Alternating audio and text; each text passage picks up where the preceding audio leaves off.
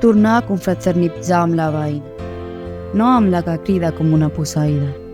L'altra, la de les nenes, que han sortit plovent amb les seves botes d'aigua i xipollegen al vessant, que criden el meu nom per la finestra, em conviden a tastar pastís fet a casa, pa de pessic amb prunes i cireretes d'almíbar en el dia del seu feliç confitat aniversari, que es vesteixen de princeses de conte, que pugen al terrat a veure els arbres florits, cantant dolces cançons apreses a l'escola, nenes que tenen una peixera amb un peix blau.